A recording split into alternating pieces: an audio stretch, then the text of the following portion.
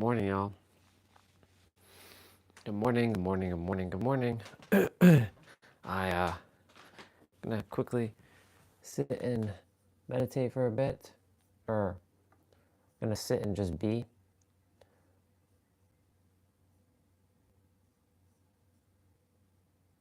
Yep. Cool beans.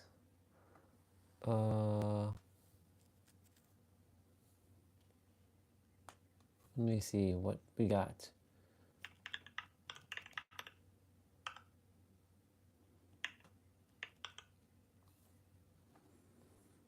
There should be a whole playlist.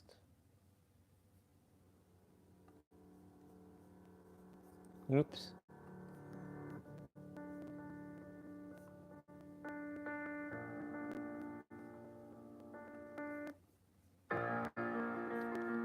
Oh. There should be a whole dang album of the Transcend. Is this it? Attempting to look for.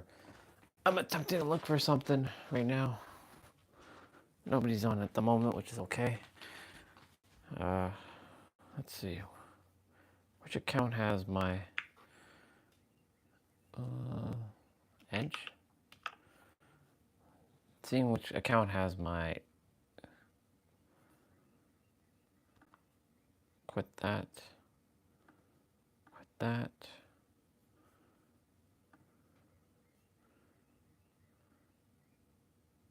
Nope. Safari doesn't. Close that.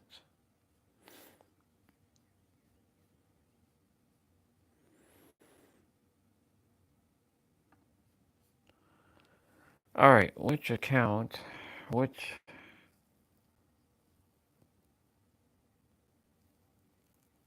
Quit.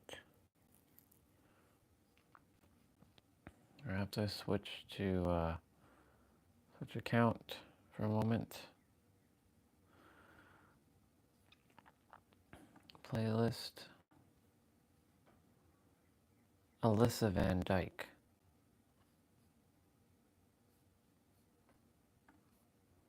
So Alyssa Van Dyke.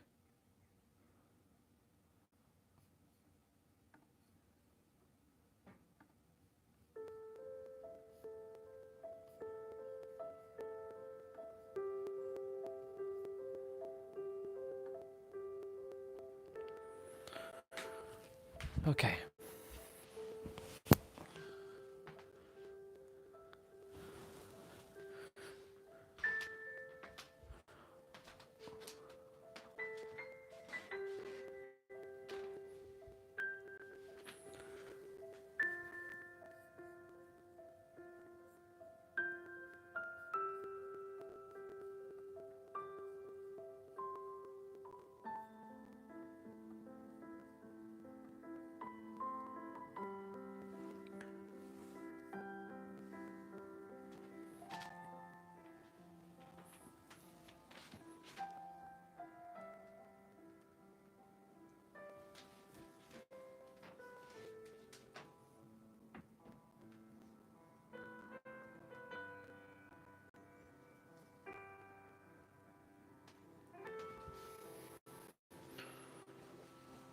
All right, I'm going to sit and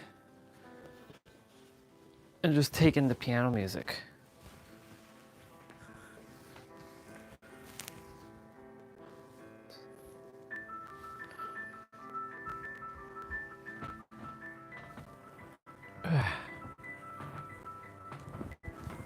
Just covering up.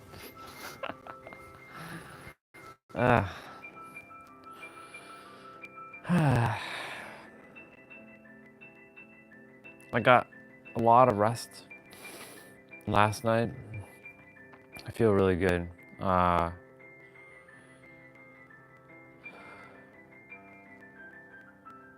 like this piano music. Ooh. What's up, Tam? Good morning, brother. I trust you're doing great. I got some, I'm gonna just sit and just be still. Yeah, I trust you're doing great, brother. I like this piano music that's playing. It's called Transcend. Like it's an album called Transcend. And as y'all know, I like my piano music. However, in my music that I was using yesterday, also was copyright, the meditation one. It's so annoying. Honestly. It's all good though. The music that I use with that more upbeat one, that one isn't copyright.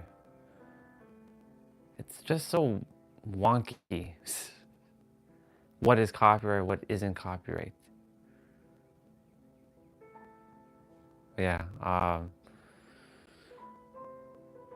taking a night off rest from gaming was necessary. For those of you who were sharing with me to watch Solo Leveling, now I know why. I was watching Solo Leveling for the first time last night. I did fall asleep. I think on like episode 6. Like all I remember is him fighting. I don't even remember his name. It's like Gurian or something like that. I don't know. It starts with G. He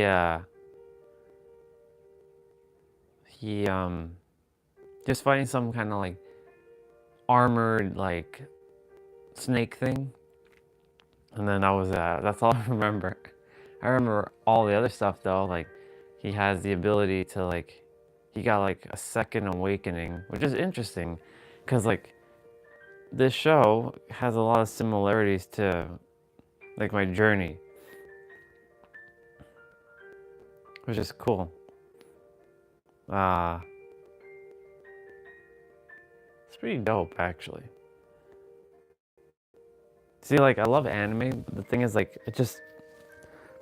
there's so much anime out there that how do I say this? Getting engulfed into one or many at the same time is like, So like watching like some anime, some new one for the first time, it's got to really captivate me. So this one, excuse me, this one definitely does. And then of course there's Vinland Saga that someone else said. So those are the two that seems to be popping up for me. I still have to finish Demon Slayer.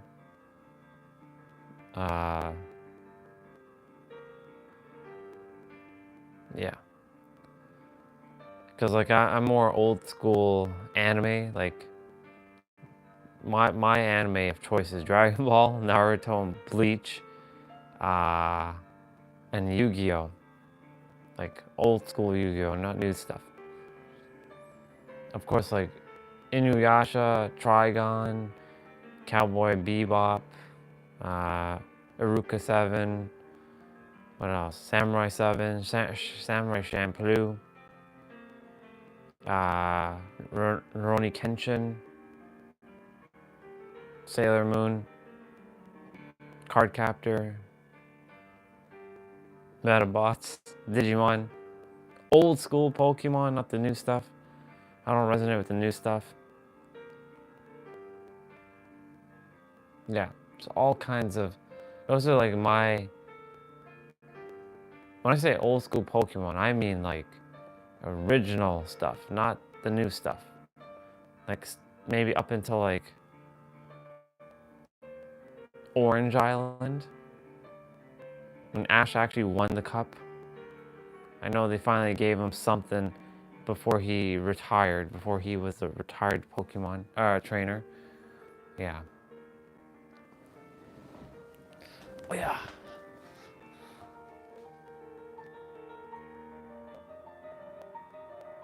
All right, dude, take it easy. Have a great one. Have a great day, bro. I'll see you. yeah. So yeah, solo leveling was good. Like it was for the first what 5 episodes. I was engaged. E word. It was good. I enjoyed it. It's really got lots of similarities to my story. Um, Peace out, brother. Love you. I'll see you later on. I like this track. I'm sure all this is copyright. It's okay, whatever.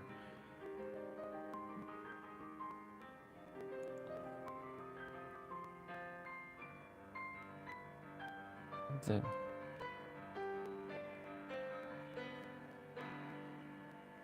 Yep.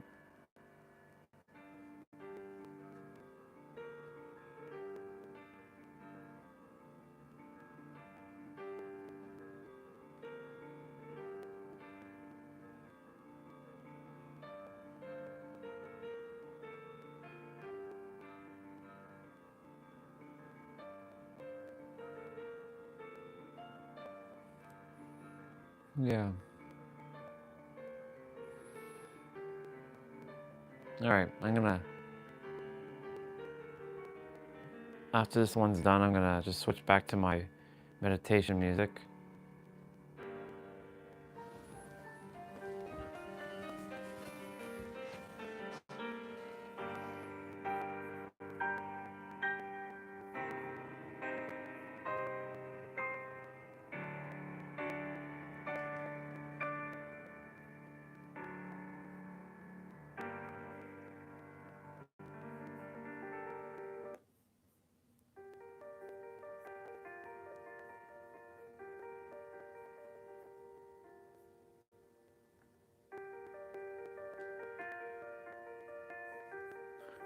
Okay. We are gonna go and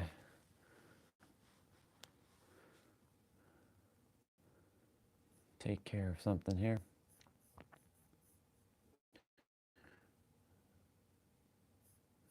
Don't you just love when YouTube does not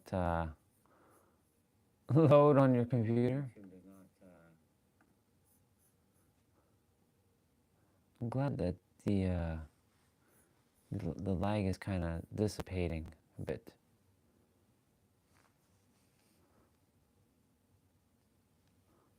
All right. All these dang tabs open. Okay. Let's get my meditative music back on.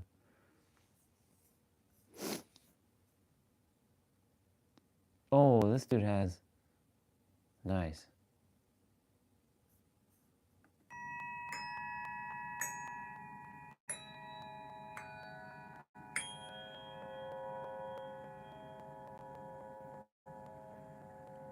He's using tuning forks.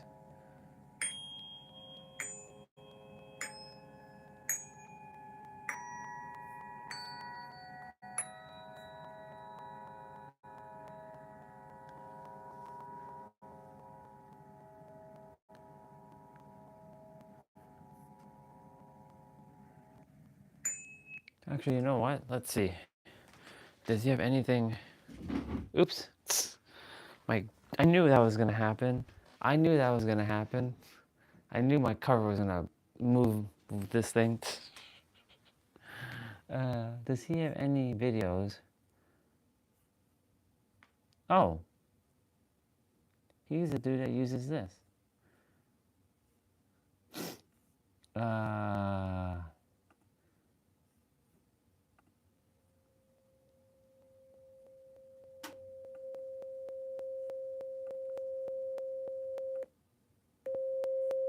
Okay, so this, he actually uses sound healing vibes. He has 73 videos, 104,000 subscribers, which is cool. if you desire to find the secrets of the universe, think in terms of, yep, Nikola Tesla. I love that he uses that.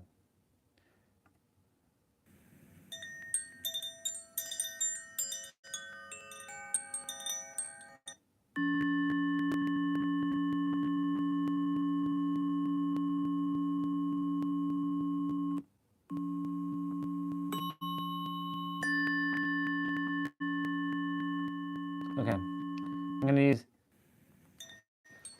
gonna use tuning forks, but it's not my own tuning forks. It's his tuning forks. It would have been better with headphones on, but like, yeah. Oh yeah. It's using 174 hertz and 285 hertz, just so you all know.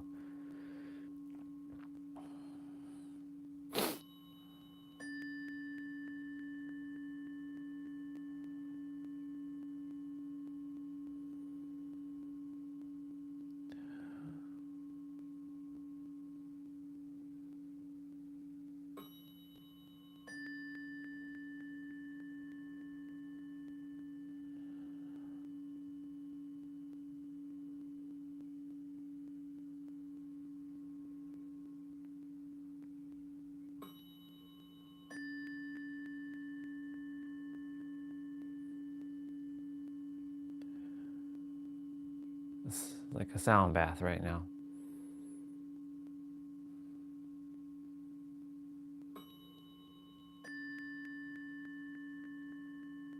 I'm enjoying the sound, even though this is supposed to be in your like headphones.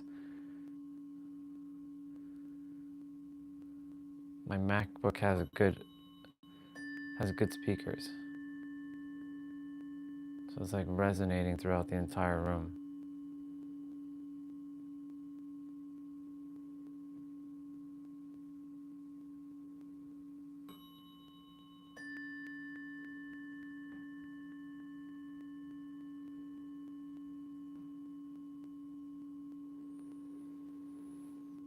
Ah, feels good.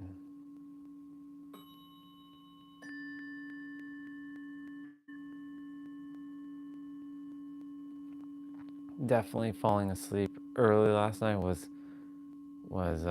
great. Even though I was watching Solo Leveling, and I fell asleep watching it. Ah, this is good. Body feels super rested. Plus, all the outdoor in the last 2 days has been very therapeutic.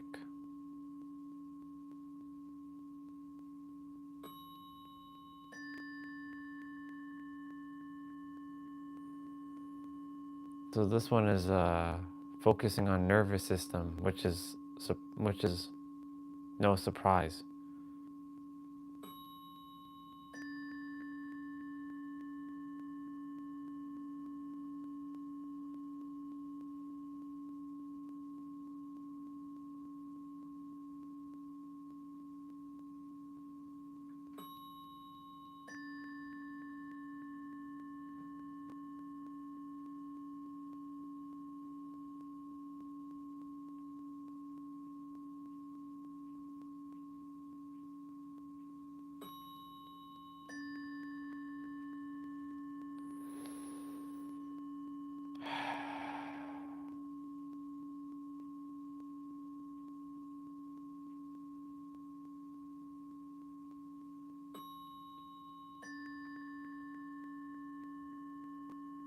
It's good to have someone else play tuning forks, even though.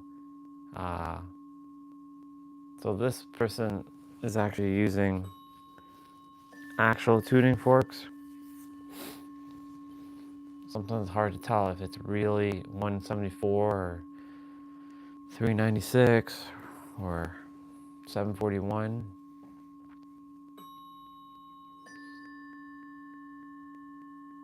But my body can feel it's the right tones.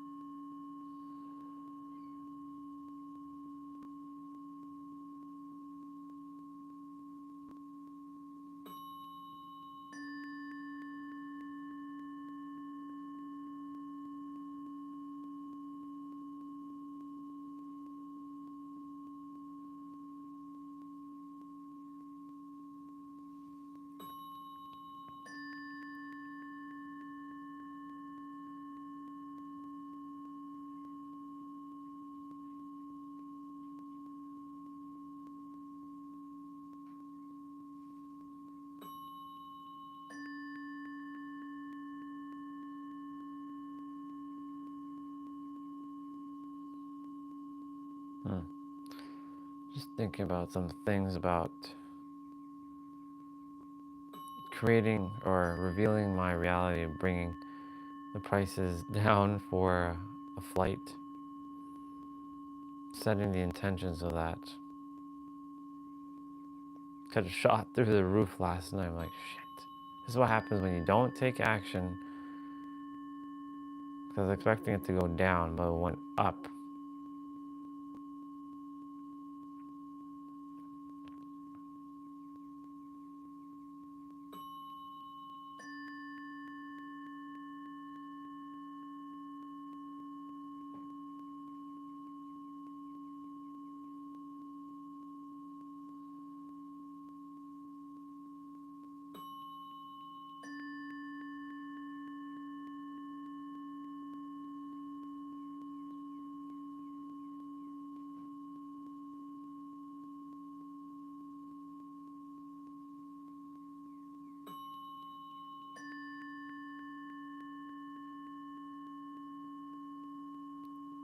So those of you who are just tuning in, the frequencies that are being used right now are 174 hertz and 285 hertz.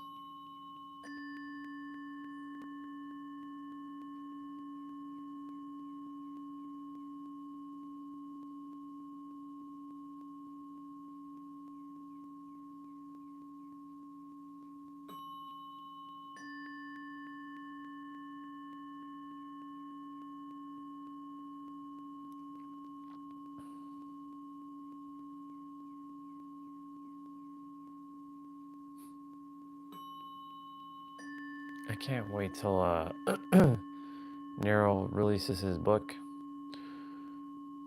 I'm really enjoying Pete's book.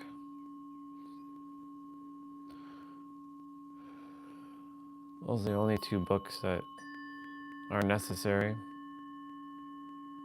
I feel, in terms of creation.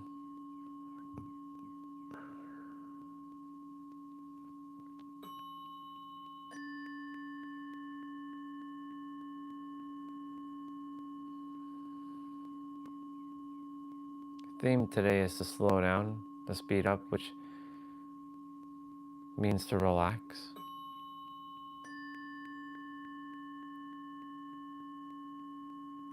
Funny enough, when I was naming it slow down to speed up, another sign that says don't chase, don't run, don't control, just relax. It'll arrive to you faster. That word relax, that's why Nero says relax, you're going to get some. That word relax is interesting. You know, when I was younger, let me rephrase that. When my physical age number was lower, or I should just say my age number was lower in general,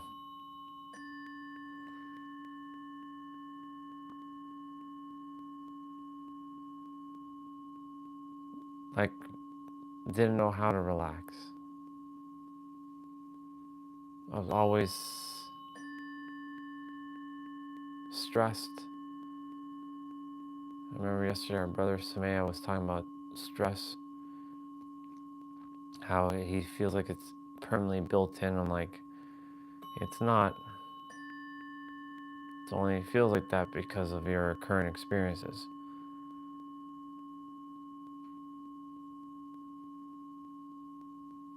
So like for me,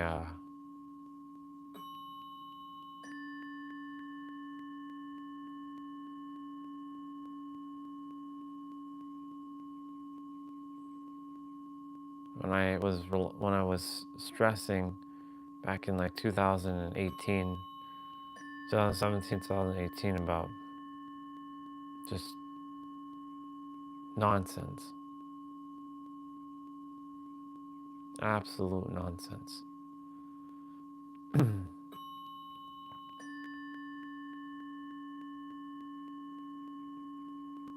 I was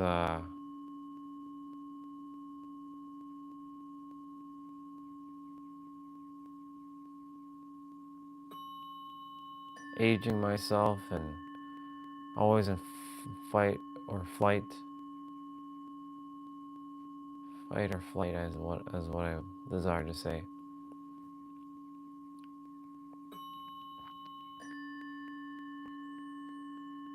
Even up to like maybe 2021, 2022, I was still in this fight or flight state.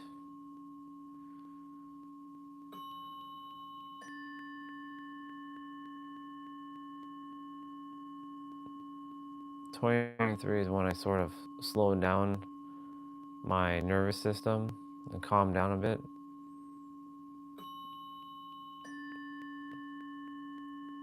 I spent the majority of my life always just afraid. Afraid of what was next. Afraid of what was to come. Always kind of in fear. Fear of the unknown, fear of not having enough, fear of just lots of fears. I was a scaredy cat. Terrified.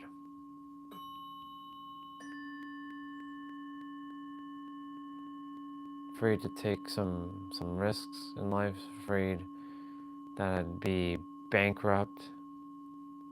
Afraid of all kinds of stuff.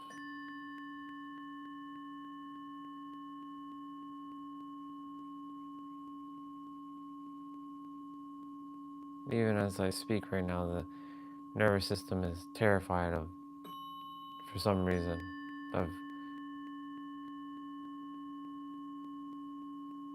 it's not terrified, it's just nerve-wracking because I haven't made any resources, hasn't really come in.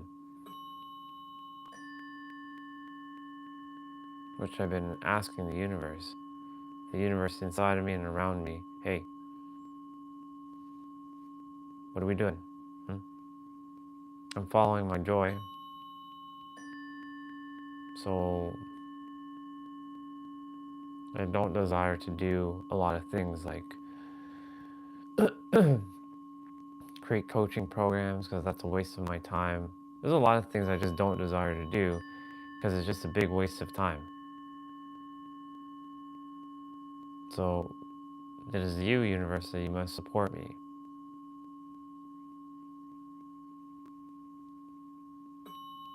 So as I can I'm doing your work or your play, support. That's not my responsibility. You created me into the world.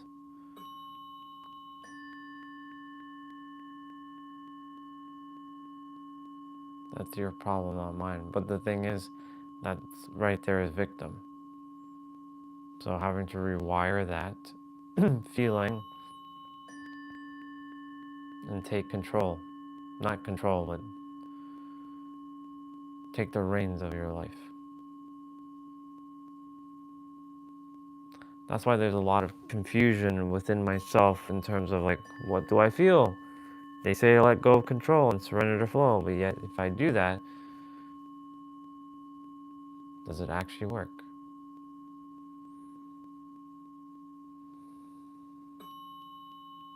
This is why we're recording everything.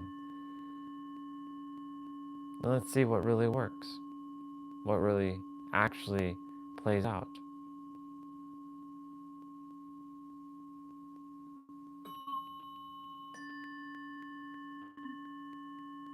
Logically, I know what has to be done and what has to be. The internal world knows, but the nervous system still does not know. It's still being trained.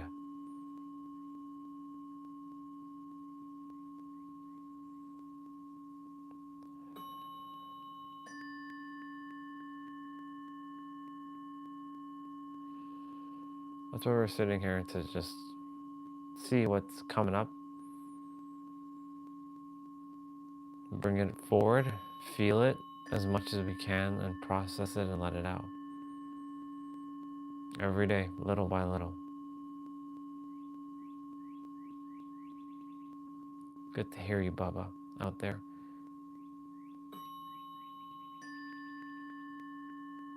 It's a blue jay.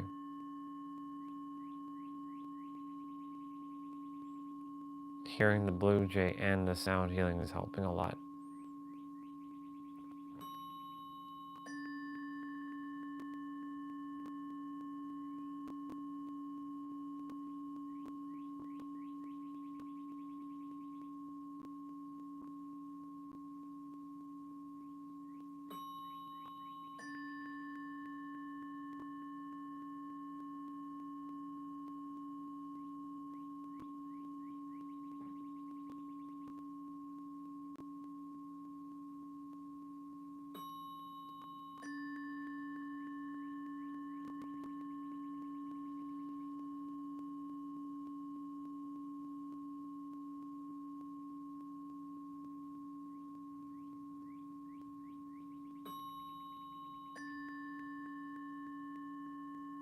It's so interesting.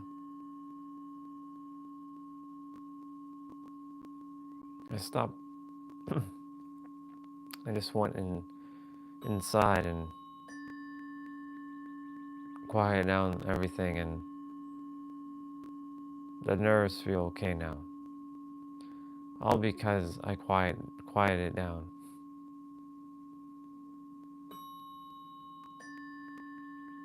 Our bodies are quite something, isn't it?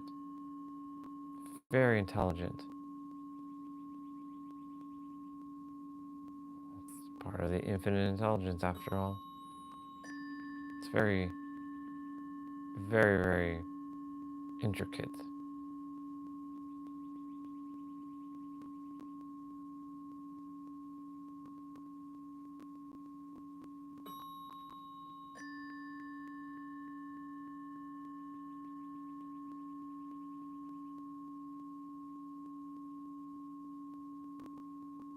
So I'm feeling this like sharp, sort of like, you ever get sucker punched in your gut? So that's the feeling that's arising inside of my gut right now. Something to process. Why do I feel that feeling? Sometimes it's caused because I just have to go use the bathroom, and I hadn't used the bathroom all night. But I already used the bathroom, so where is this energy coming from?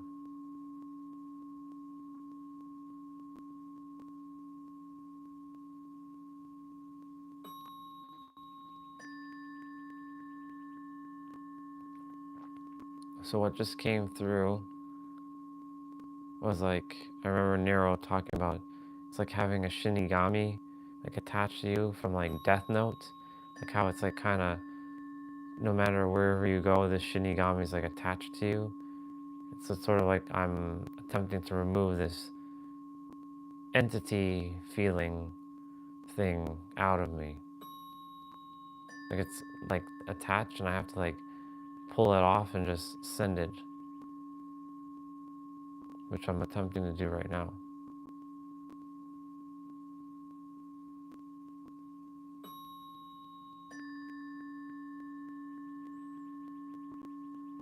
That's why one of our sisters said, you gotta lighten up, you gotta laugh more,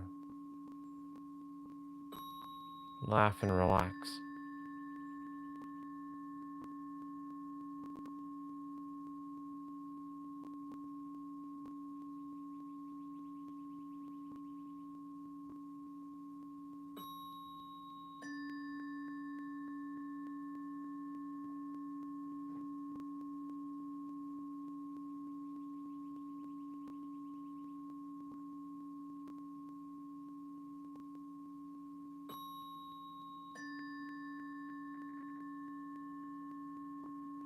It's interesting that we generate all these things within ourselves. This is why they say you are the cause of your own suffering. Because you can generate all these feelings within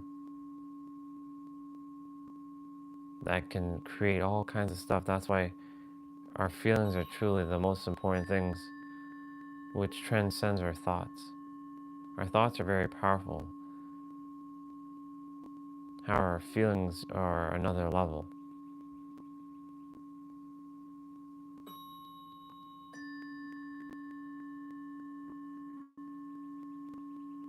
Our uh, our feelings are what guides us. Everything we do is based on how we feel. If you feel like taking a shower, you take it. Notice I said if you feel like, not if you think like. You feel like taking a shower, you go. You feel like meditating or sitting still, like what I'm doing right now, you do it, or you be it. If you feel like eating, you go get something to eat. If you feel like drinking water or drinking something, you notice that I keep saying, if you feel, it's not if you think or if you believe, it's if you feel.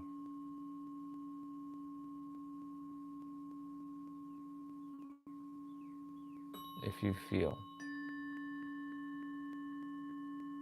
You experience all your feelings on the inside. You get the so-called sensations from the outside. You know, all this is a hall of mirrors, and it's nothing more than mirrors to reflect back at you your inner world. So that's why I'm asking my inner world, are we really abundant right now, or are we in scarcity, lack, fear?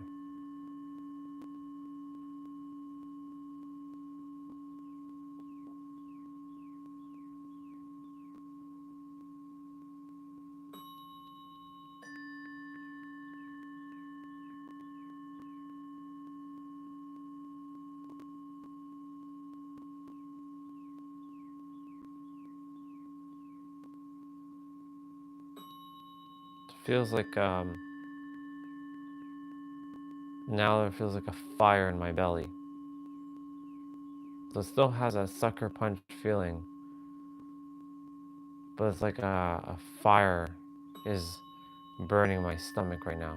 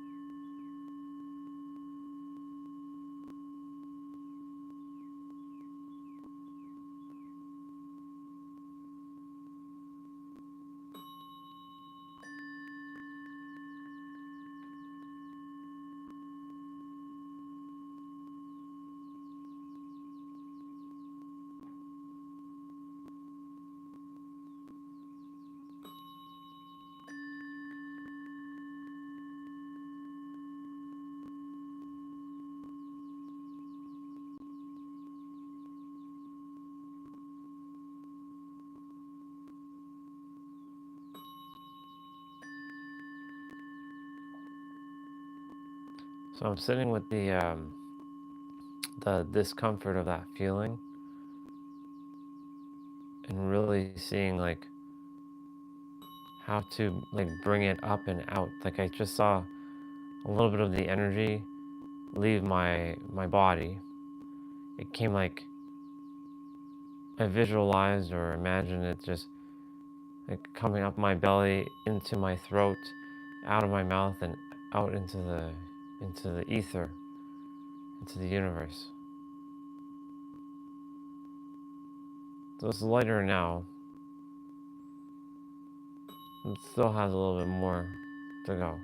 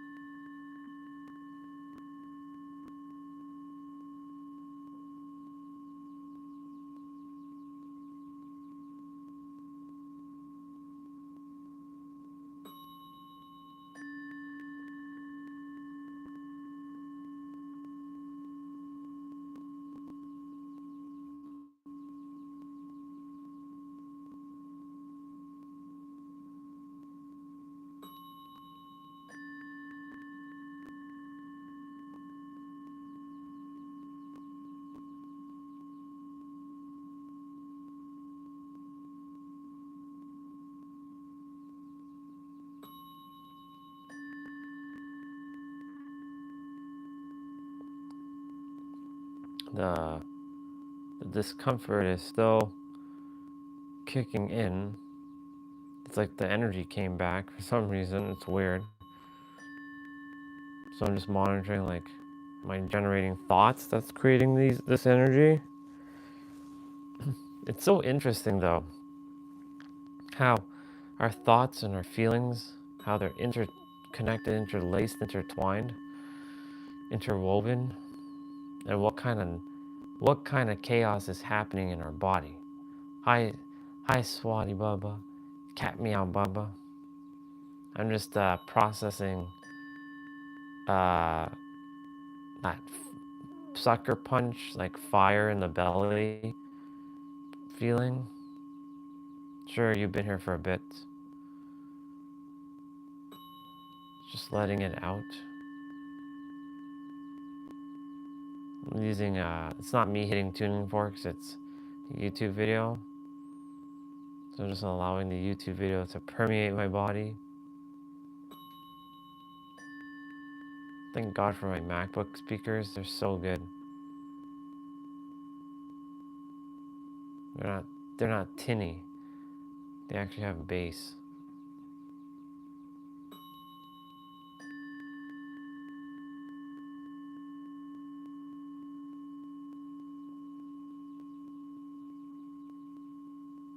It's good to hear the babas.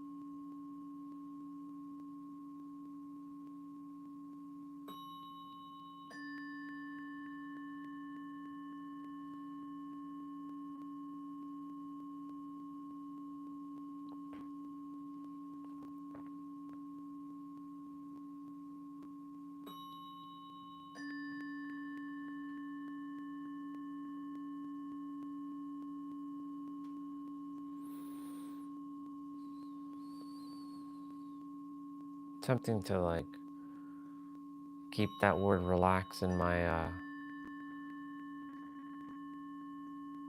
nervous system. Just relax. Relax and release. Relax and release.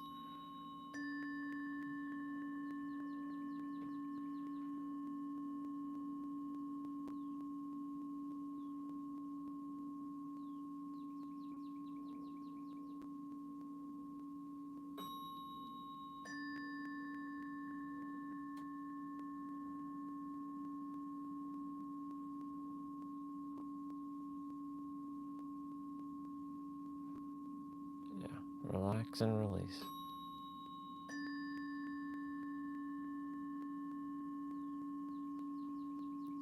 Alexa, what time is it? Good morning, the superhero of love. It's 8:14 a.m. I hope you have a good morning. Thank you. I will, or I am.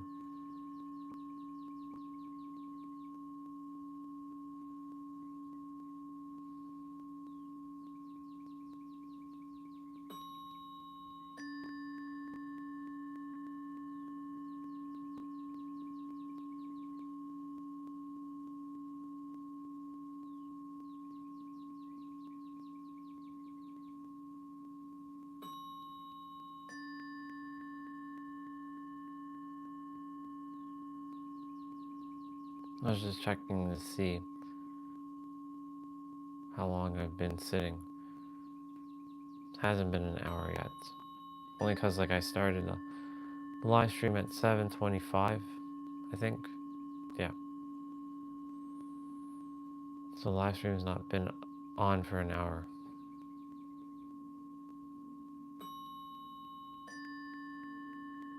I really desire to process this feeling and let it out.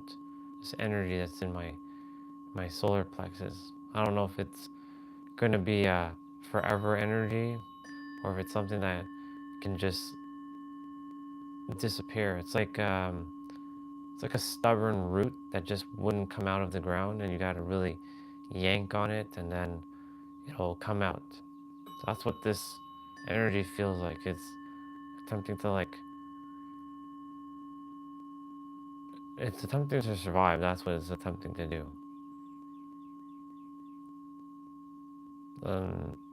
Not feeding it any more energy and not pay attention to it is going to soften it and let it disappear. That's the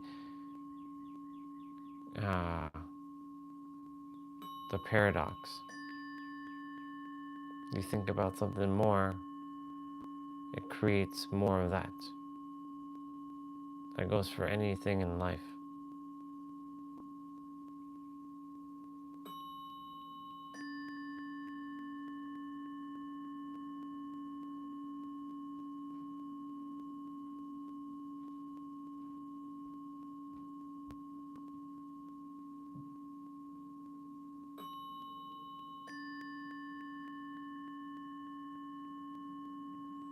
So I just had a weird sensation in my throat. You know when you button something up where your button, it's not like not your standard button, but the ones where you click them together. I just felt an unclicking motion in my throat.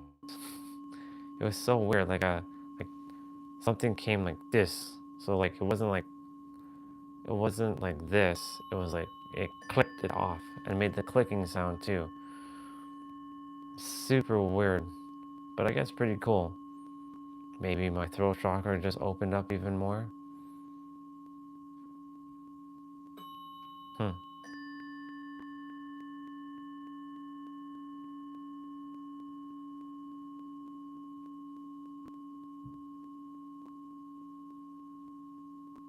Come on, tummy. Come on, energy. I know there's no rush to this,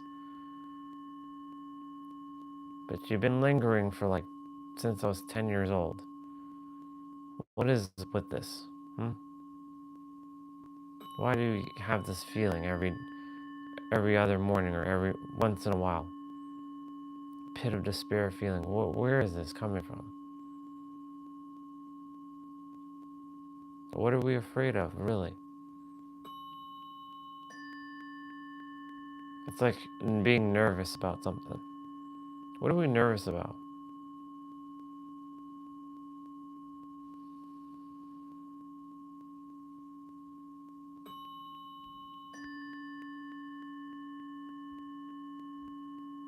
What is there to be nervous about? You know that everything is one with you. You know that money is one with you. Why are you fearing it? Remember, you're the master, ultimate revealer of your reality.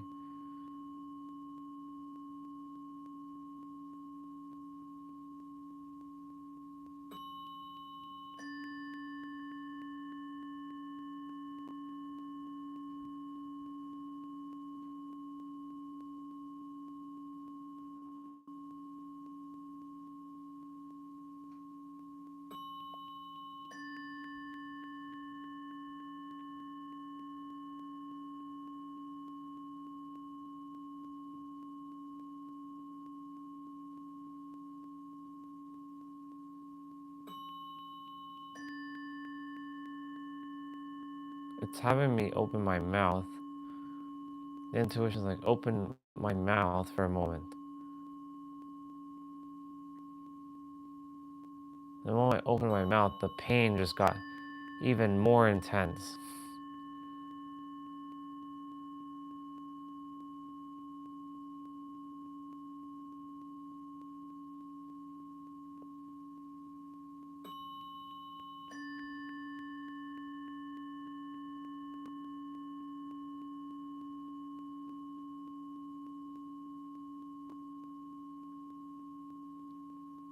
like sitting with this feeling is it hurts. Like it's physically hurting me.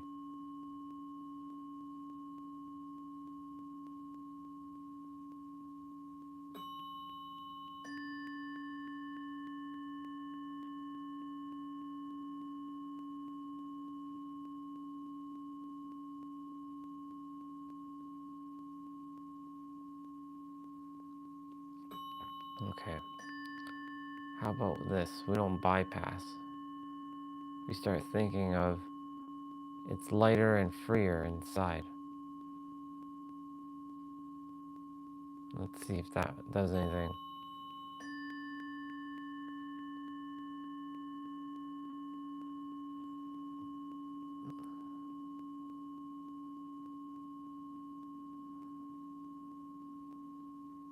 I remember Angel, her thought just came through. Dude, you gotta let go through your sphincter. I was like, sphincter? What the hell is that? I'm not probably even saying that word.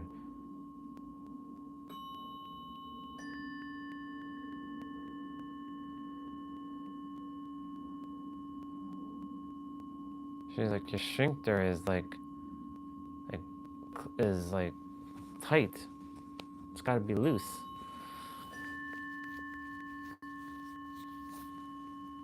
See, like me now itching my body. I don't know where that's coming from.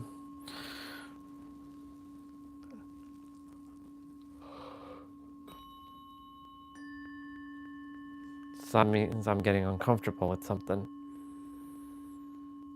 That's what happens when you're uncomfortable. You start itching, or you start feeling uneasy about something.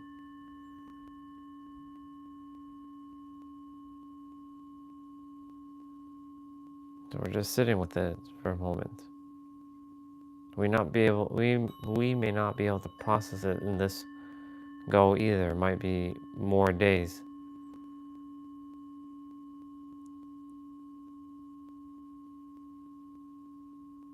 Or we can get it, we can snap our finger and it disappears.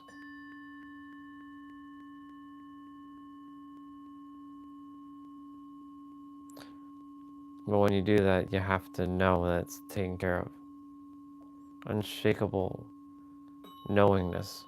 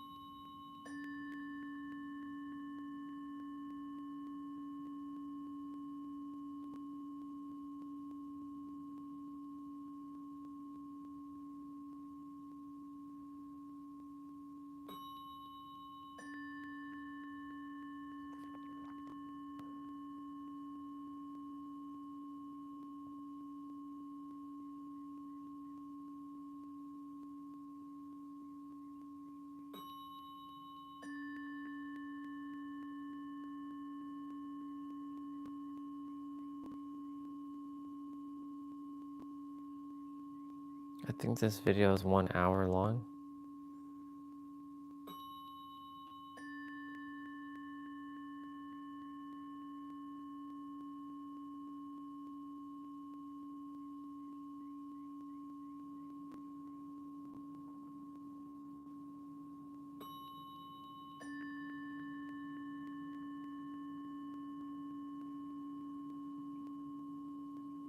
This is the second day in a row where I didn't put on my play out clothing. Got up, brushed my teeth, turn on the stream.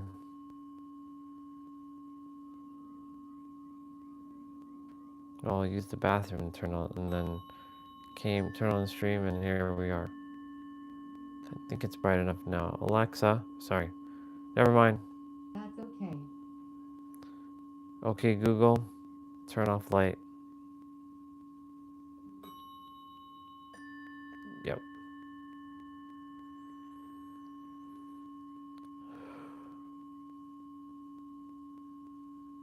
It's funny that during the day, this energy is not here.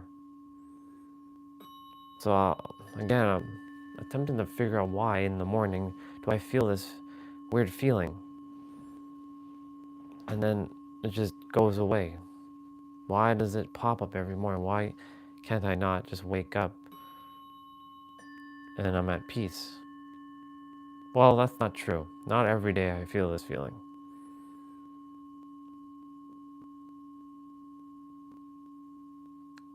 My final meal I eat is 6 p.m. My stomach is pretty much clear for the most part before I go to bed. All food is digested. So it's not a food thing because like I was never doing, whether I had fasted or not, or I'm not fasted, doesn't make a difference because that feeling is there. So it's not a food issue. So what's the next thing? Is it, what fear am I waking up with? Because there is a fear. What is this fear that I'm holding on to? Time to do the split personality.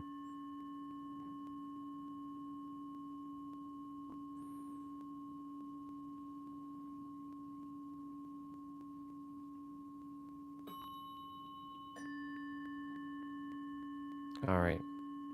Now that we have started, I'll ask you, Orion, what does this feeling feel like to you, first off? Describe it.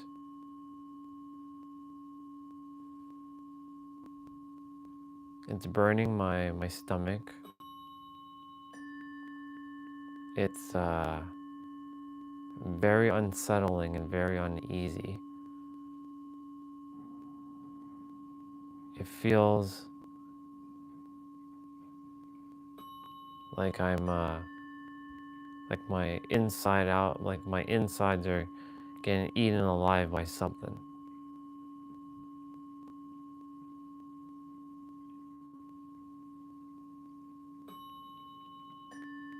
So your insides are getting eaten alive.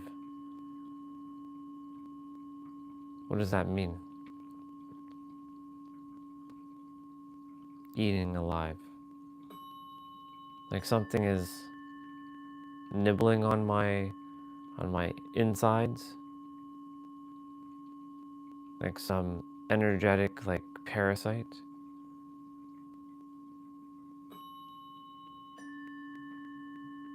What is this parasite doing when it's nibbling and eating on your insides?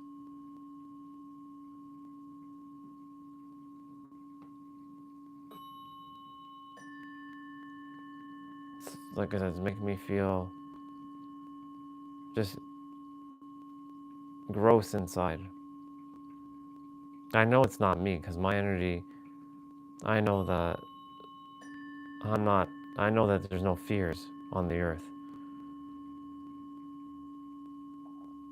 I know you logically know these things.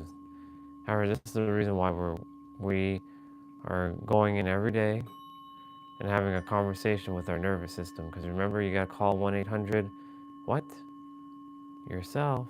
Call that number. 1-800 yourself.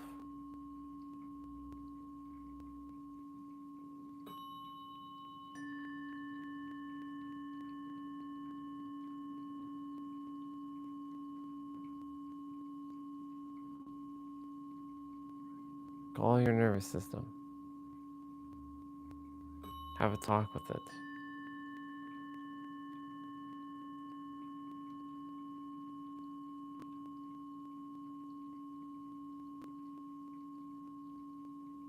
Hello, nervous system. Why are we feeling this pain? This fiery, like sucker punch kind of feeling in my gut. Can you please make me aware of this so that I can handle it and transmute it out of our system?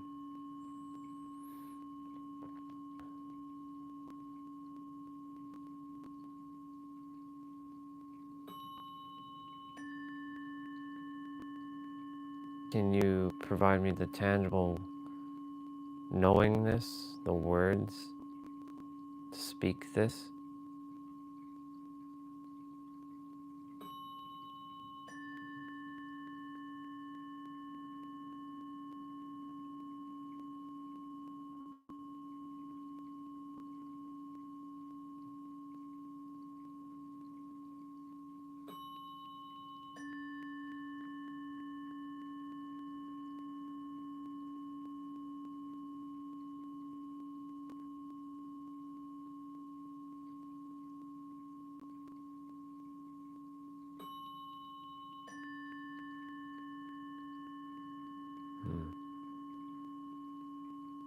So you just said that I am afraid of life.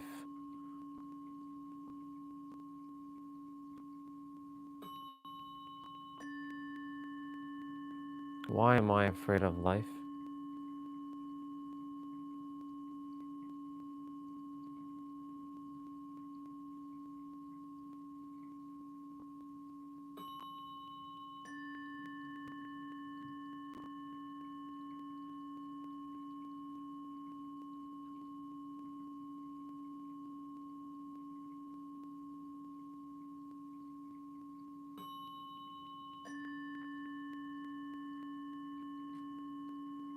I don't feel safe.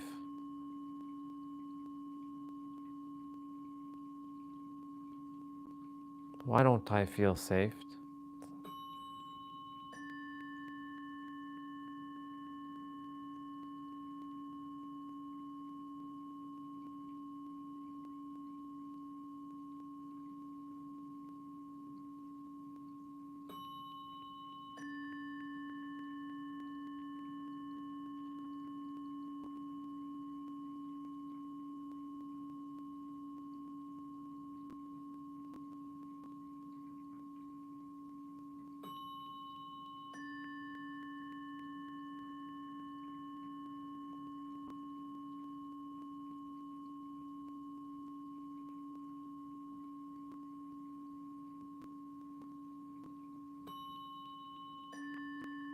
Because I don't trust the physical world.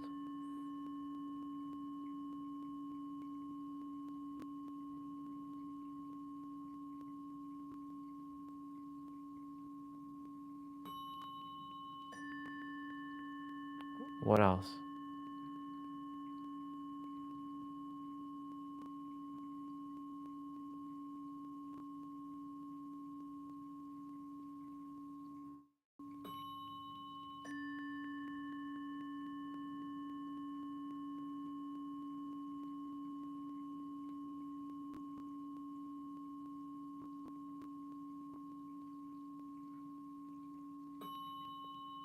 Oh, well, I should say, why am I afraid of the physical world? The physical world is nothing more than an illusion. At the same time, it's very real. So why am I afraid of the physical world, nervous system?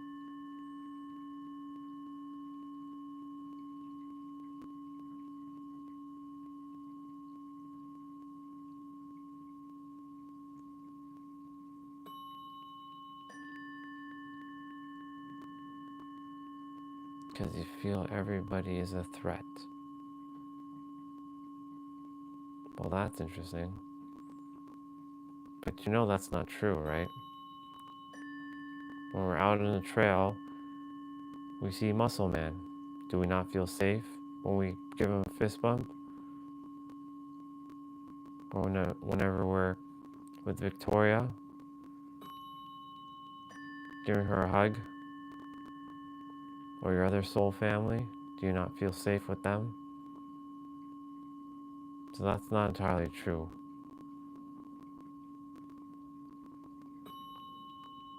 So what else?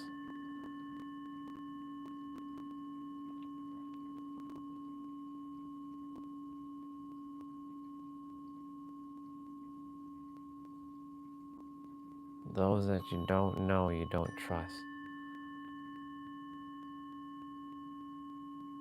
Those those those experiences that you never had, you don't trust.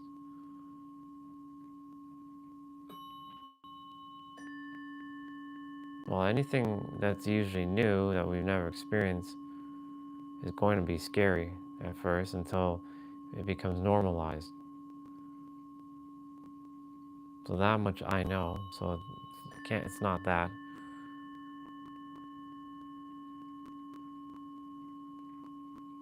Let's go back to those you don't know, you don't trust. Logically, we know that everybody is us. We are one with everything and everyone. However, it looks like we still believe or have faith or know with our feeling alignment that that's true.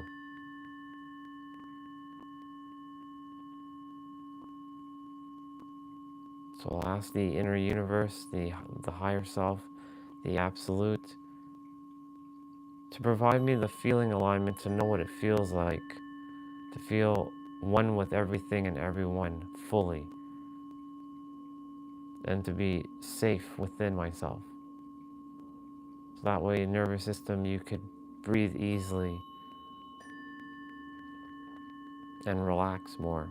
Because I know your job is one thing, to keep me safe and to protect me.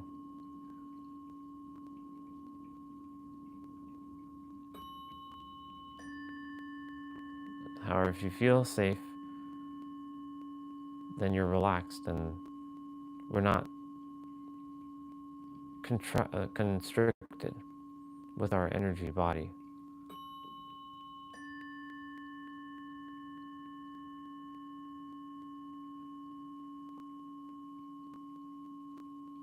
Provide me with the tangible knowing of what to do and how to do it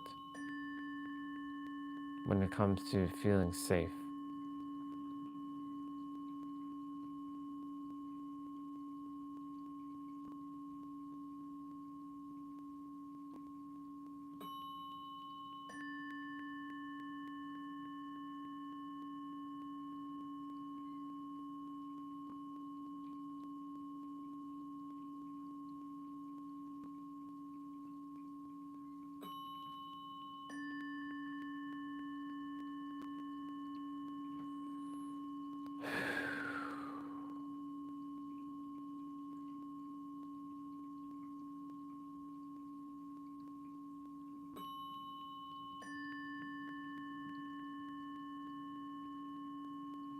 I'm still afraid. What am I afraid of?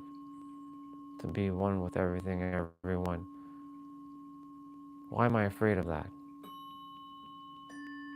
Speak to me, nervous system. Why are we afraid of that?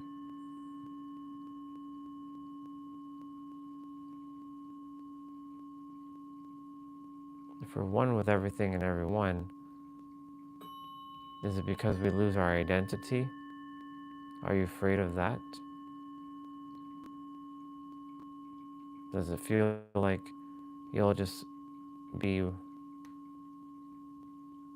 engulfed in some endless cycle?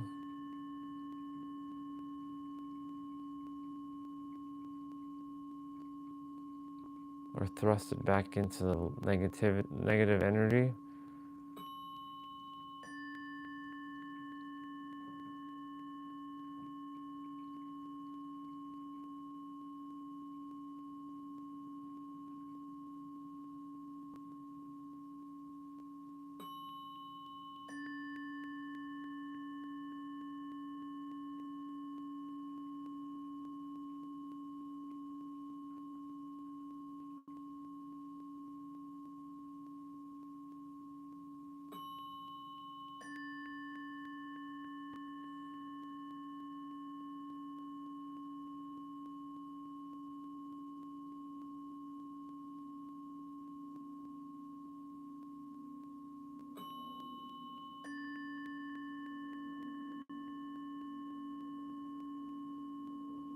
Show me how to go deeper within myself.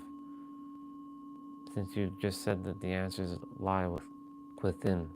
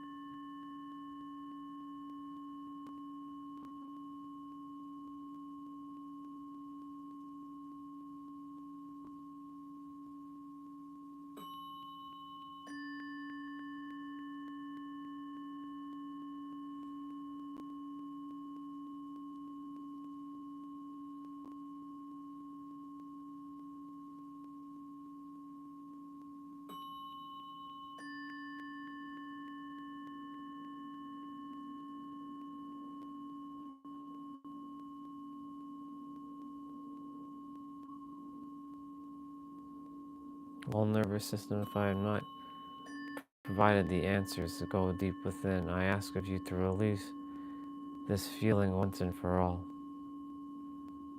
To know that I am safe. No matter where I am, no matter who I'm with, no matter what I'm doing. That I'm safe.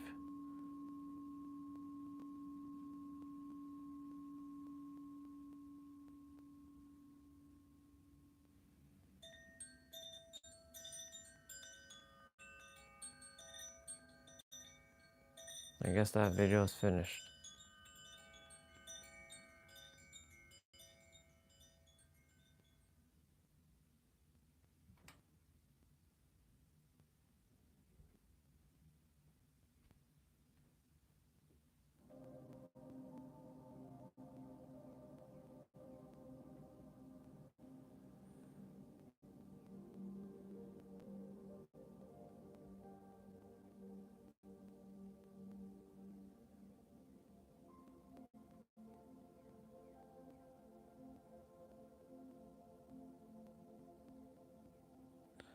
Well, at least the energy is gone out of my stomach now, which is good.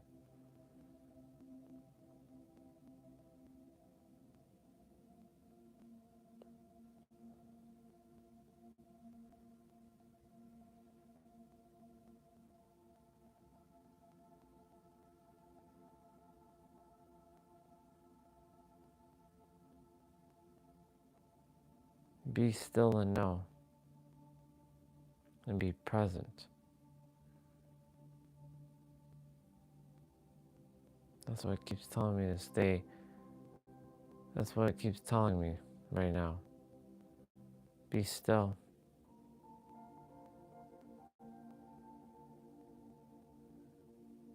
And be present.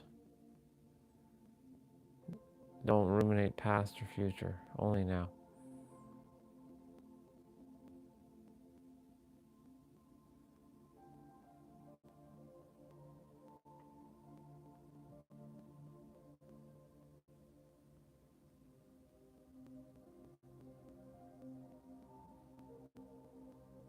Shifting back into the now.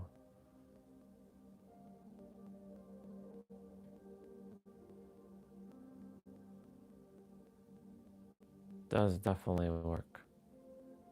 Or I should say, it does definitely play.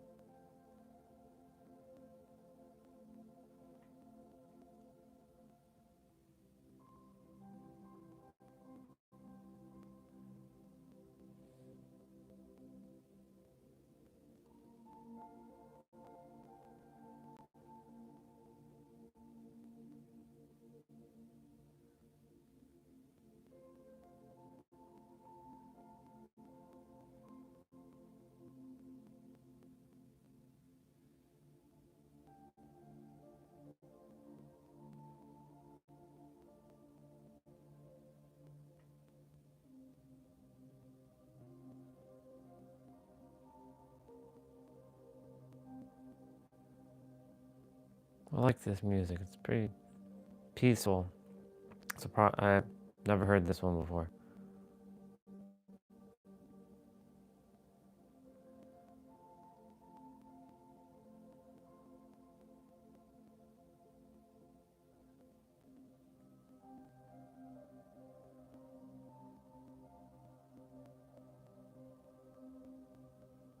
I am not my body, I'm not my mind. I have no name, no image, and no form. That's what just kept popping up in my head. Formless substance.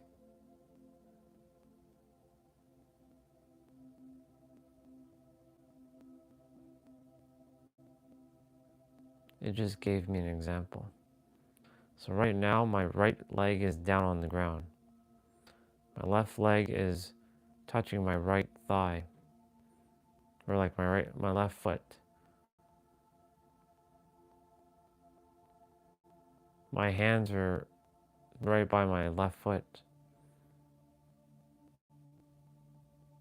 But at the same time, I don't feel them anymore. It's like they're not there. They're invisible.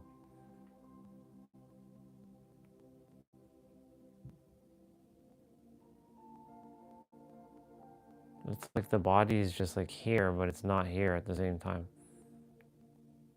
It's just this essence that's showing up on the camera.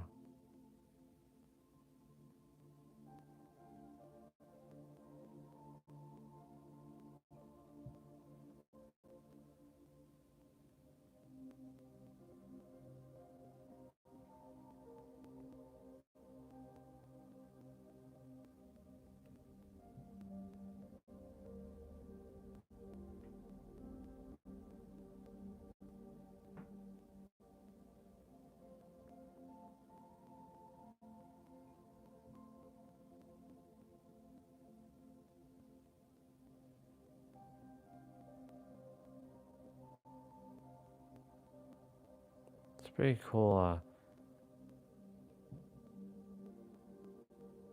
to be sitting like this and not feel anything now.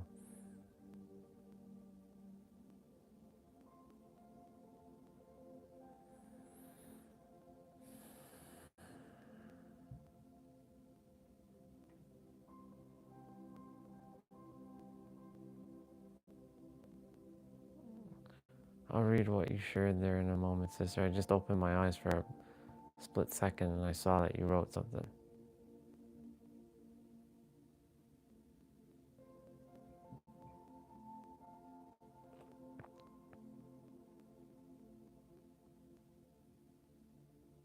Like I know my hands are here, my feet and my body's here. At the same time, like it doesn't feel like I'm here anymore. Like I'm just sitting in a white space.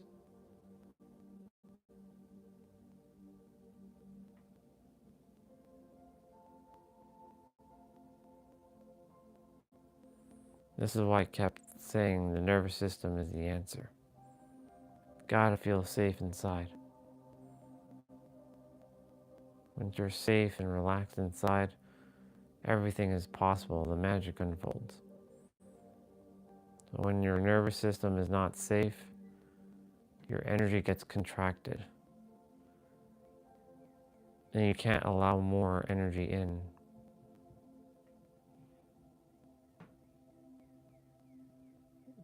And then it's linked to the present moment. That's the only thing that matters. When you're in the present moment, all your worries and your fears disappear. Because they don't exist in the now. They exist in the past and they exist in the future. If you choose to let them exist, that is.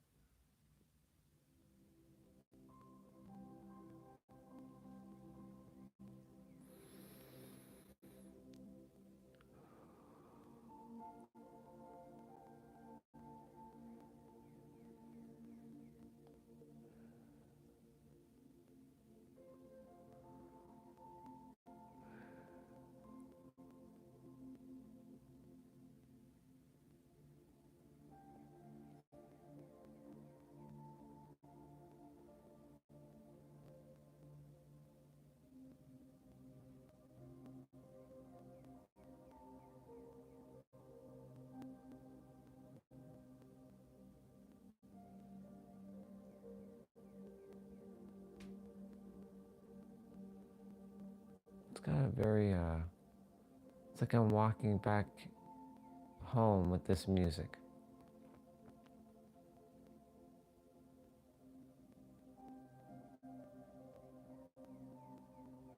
It's very peaceful.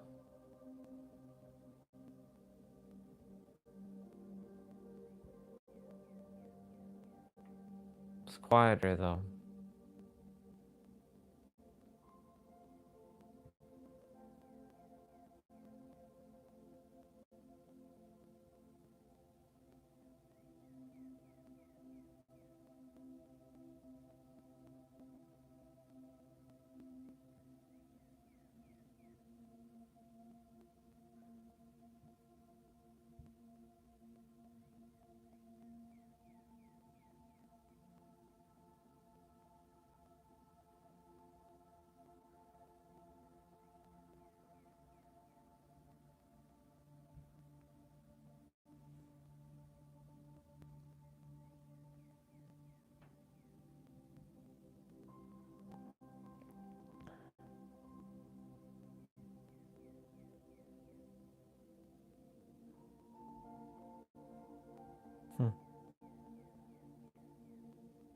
Don't know why that came through. It's a weird thought. So weird. Mike Tyson just punched me in my mouth. What? Where the hell did that come from? Those are what we call intrusive thoughts. Of all random things. What?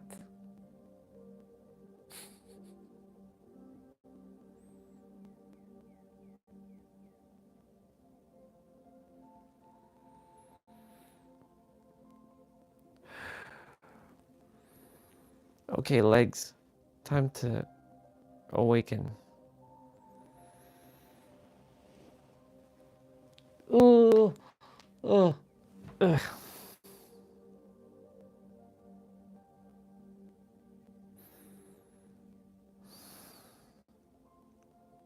I feel like that energy will come back tomorrow morning.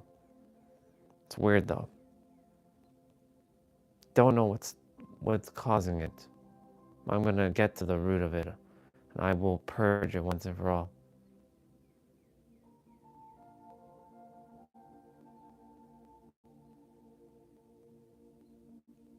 So I'm afraid of life.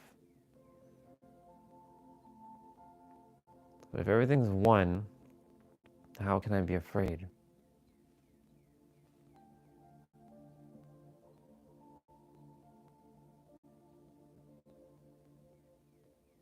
Taking a moment, I'll get up and I'll read your comment.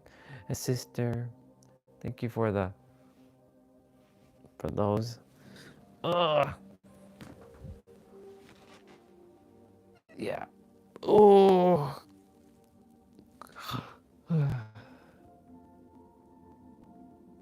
I will. I'll send it to you. I'll send it on Discord. I'll send the one that was playing earlier. Oh, I'll definitely send it. Never had time. Send it right now.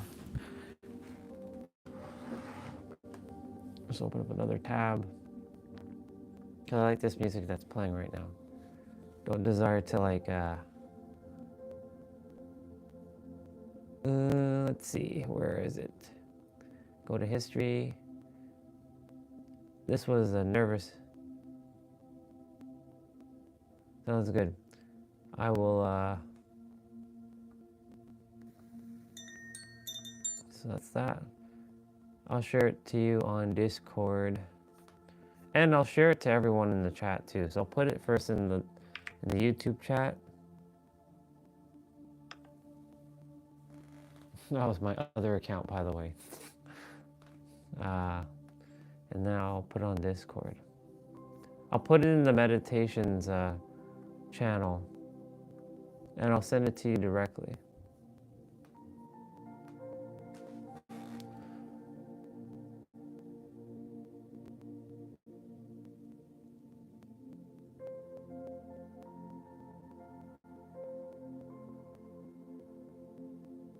Oh, that's right, sister.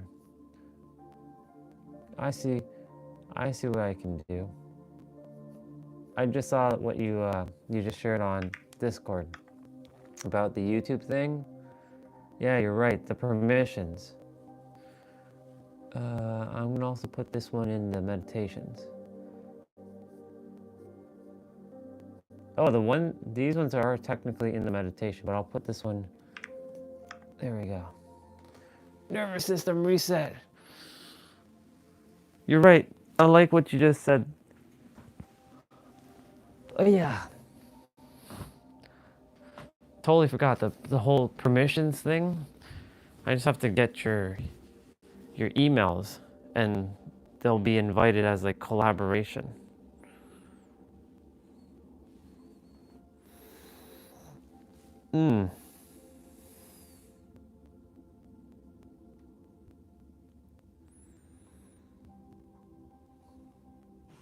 Don't do that. I was like, doing this. I tend to do this a lot. And this, for whatever reason, feels very guarded. Even though I'm not, I'm like, why do I do this a lot? Is there some sort of protective mechanism when I'm doing this? Where I'm crossing my arms like this? Or does it just look cool?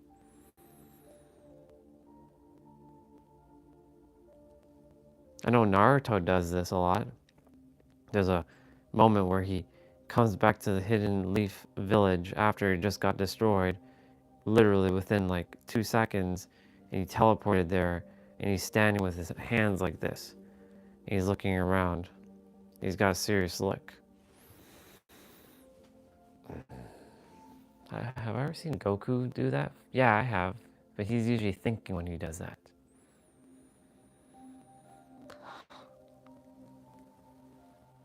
Oh, yeah, yeah.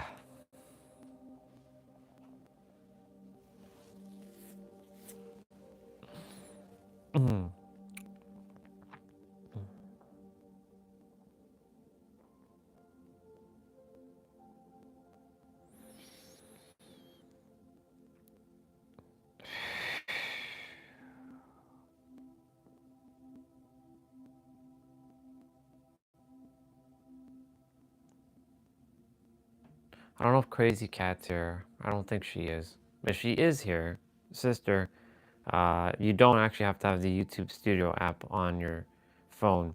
Because yesterday, I was like, damn it, I wish I wish I had another way to reach her. After I was on the YouTube Studio, like I went back to the tab, and I just pressed back on it, and I was able to go into the YouTube Studio on the Google Chrome tab in my tablet, and I was able to do the permission stuff there. So if you are here, you don't actually have to have the YouTube Studio app installed on your phone. You just have to open up your YouTube channel on a internet browser on your iPhone or Android, go to the YouTube Studio section, and you will have the same options like you do on the desktop, like if you're on computer. The YouTube Studio app does not allow that though, which is so weird. That's why mobile apps aren't always the best. I prefer a desktop version of things majority of the time. Oh yeah, let's see. No, I'll keep it. I'll keep it as is. It's a level of what I call trust. Everybody knows. I'll keep it like that. I don't have to change it at all. But, yeah. Not but, yeah. However, yes. Do the permissions. I haven't done it before. It just requires your emails, though. Your email that is linked to your YouTube channel. Your current YouTube channel. If you already added yours, awesome.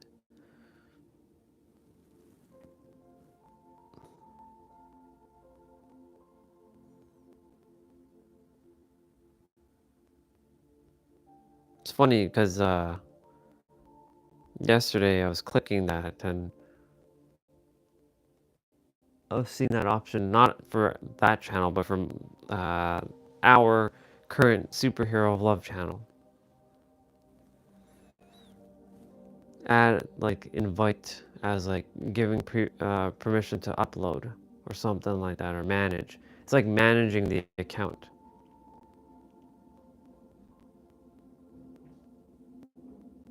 Yeah, that's how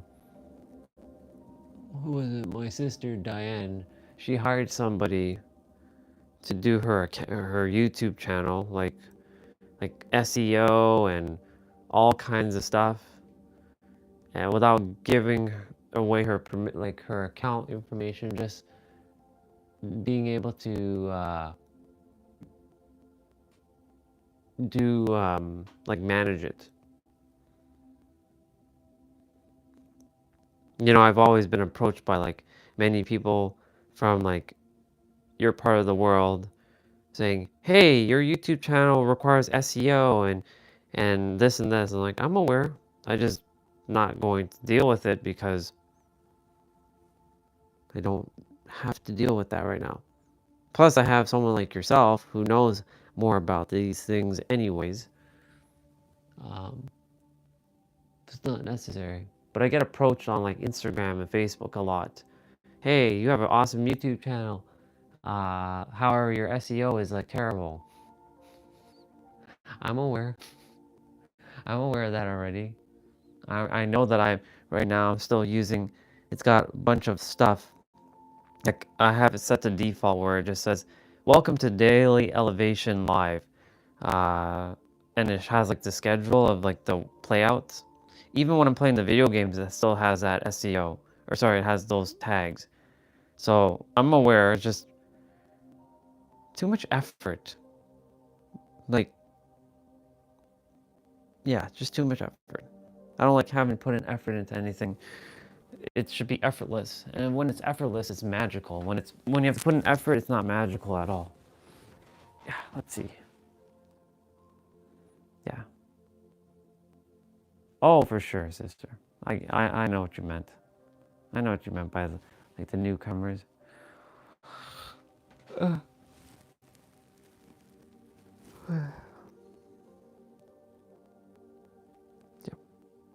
I'm aware of you know, there's a few newcomers in the Discord that haven't even said a word. I don't know who they are. They haven't said anything. They haven't been made admin. Those who aren't admin in the Discord yet, just giving them some time to make themselves known, and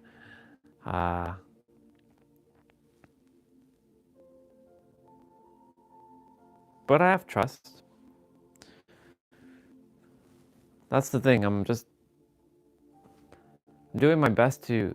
That's the one thing that I had to work through was trust issues. See, I'm doing the whole thing. Like I don't know if I'm cold or if this is a guarded, protective like mechanism that I'm doing, with my hands like crossed, so like this. Am I doing this because I'm protecting something? Like, or am I guarded, or am I doing this because I look cool, or is it because I'm a little cold?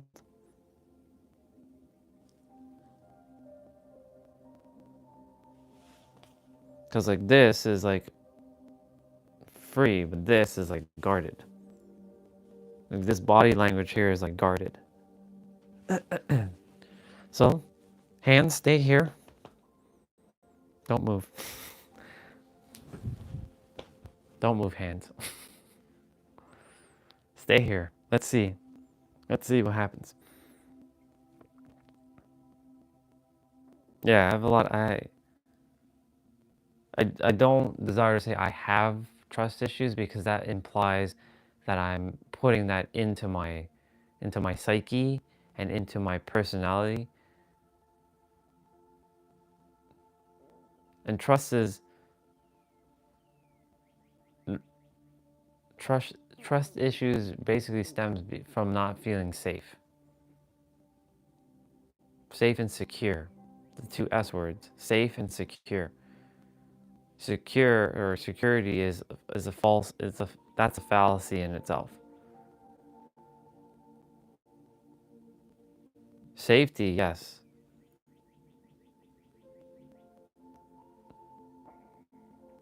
But safety in itself it's a double-edged sword.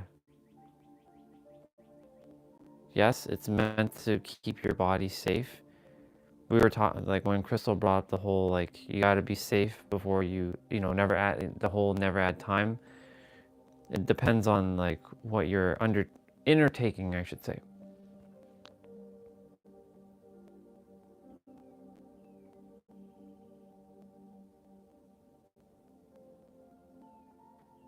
Like right now, the whole like, why did it go up to a flight is $900 for 1 week to San Diego? That's not worth its value. I'm not spending, even though it's just a dollar amount, it doesn't make sense because it was 500 a couple of days ago, and that's the thing. When you don't, I know that it could be $200, and I was expecting it to be lower, but it's not. It's going up, and that's where I missed. It was a missed opportunity, and I'm like, but this is just a dollar amount. It's nothing. It's also about being smart with your resources. Like if you know something is going, if you know you can get it for like $300 or $400, why would you spend $500 more on the same thing? That doesn't make any logical sense. That's just being silly. How do I say this? It's like you're wasting resources for no reason, even though it's just a number. Whether it's $1 or $900, it shouldn't make a difference. It's just weird. So it's attempting to mirror back a lesson to me. Never add time is one. Number two,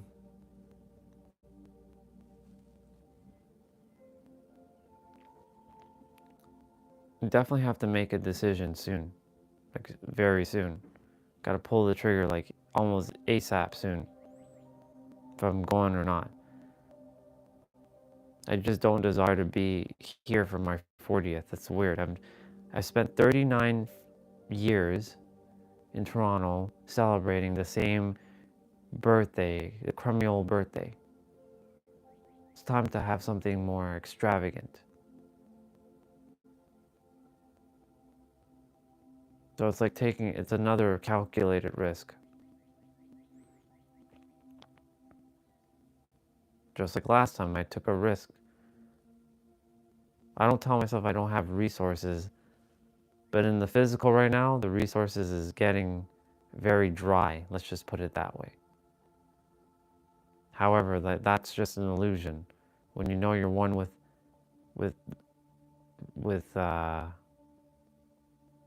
I logically know these things. This is the thing. I logically know how this works. The feeling alignment is not there. There's a difference between logically knowing and feeling it. And when you don't have the feeling alignment,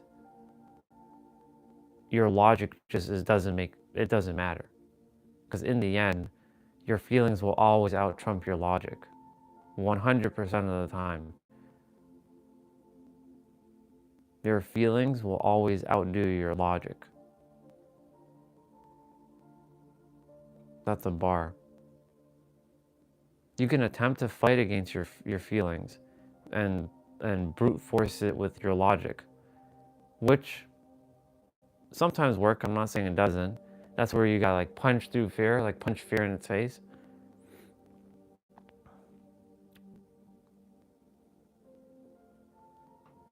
Again, everything you do is based on how you feel.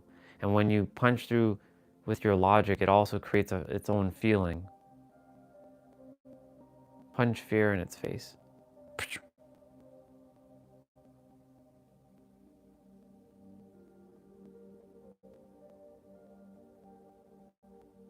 I'm going.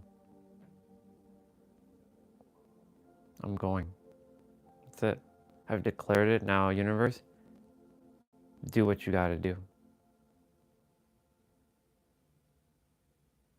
April 1st to April 8th. I've no more backpedaling. I'm going. That's it.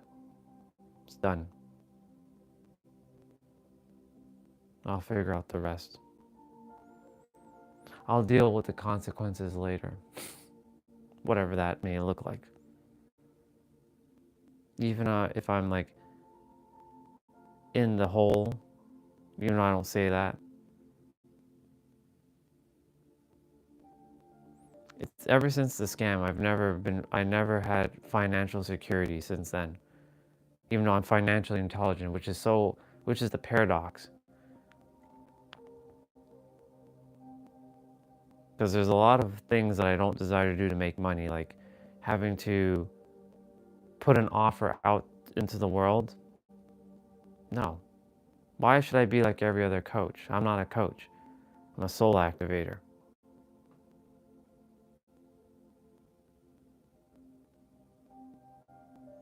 If others can get monetized on YouTube and get paid very well on YouTube, then why can't I?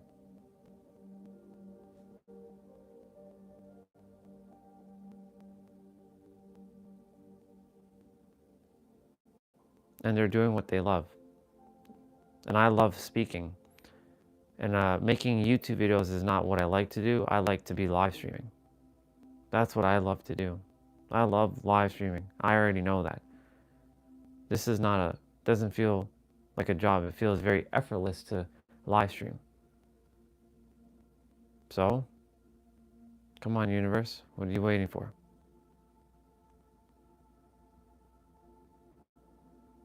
But see that right there, when I keep saying that, is victim. I must find a way to chop that shit out. I am the universe. I am the absolute.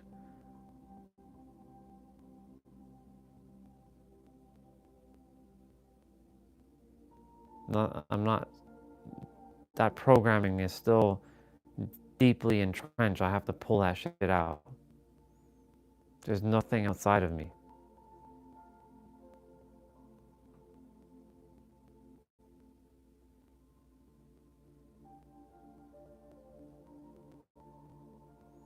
The hands desire to go back to the crossed arm position, but I'm really fighting it right now. Like, stay where you are, hands. Don't move. So it is a little bit of a protective mechanism.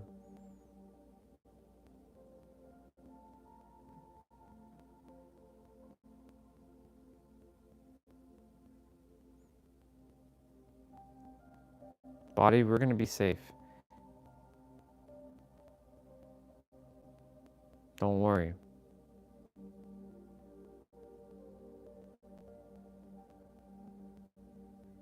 We'll be back home in less than a month, for at least a week.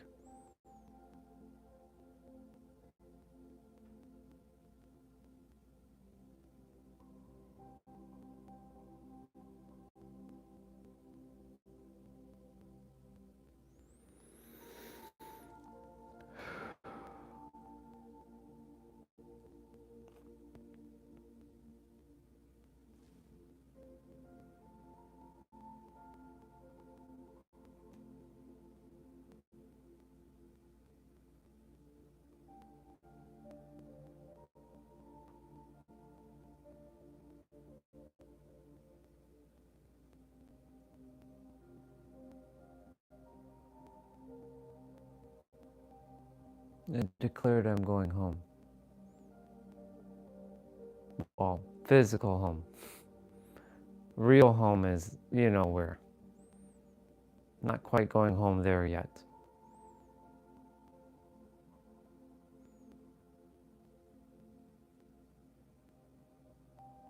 Declare it now. It's done.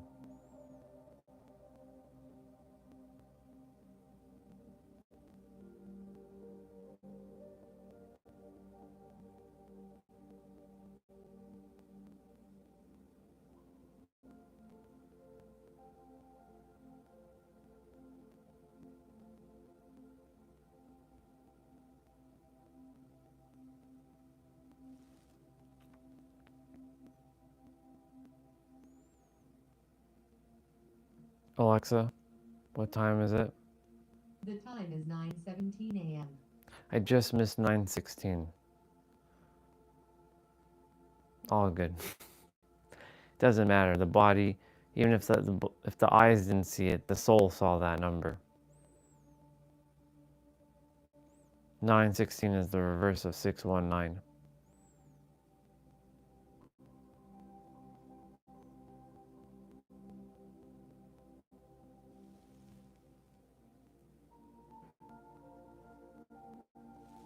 Okay. Today's upper body day, as you all know. We'll be getting our play on in a moment. When I say in a moment, I mean we'll maybe like 10, 15 minutes, if that. I'll just go with how I feel.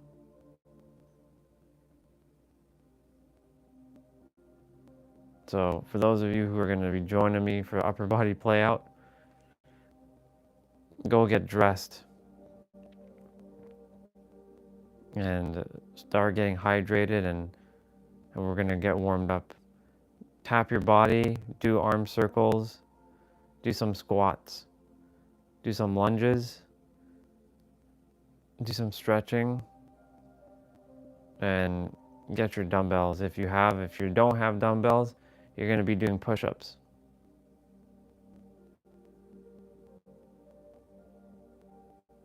This entire playout, it can be done with push-ups. Of course, it's 30 minutes of upper body.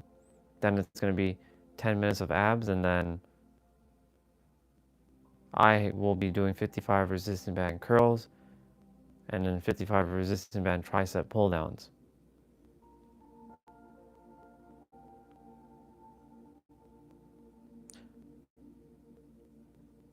I wonder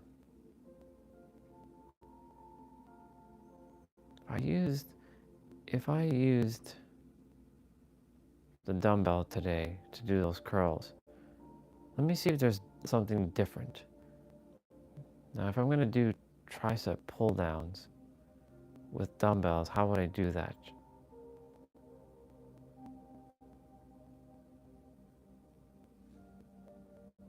I'd be using very light dumbbells, by the way. I'm going to change it up. I'm not going to use resistant bands today. I'm going to use my dumbbells. Or I am going to use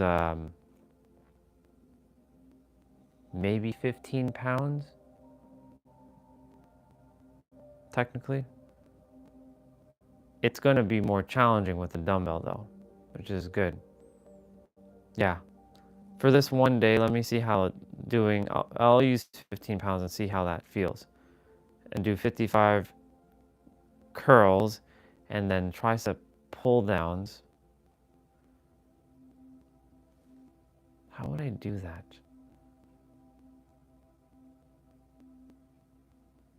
I can bring the dumbbell up and then down. I'd have to practice. Okay, I'll figure it out.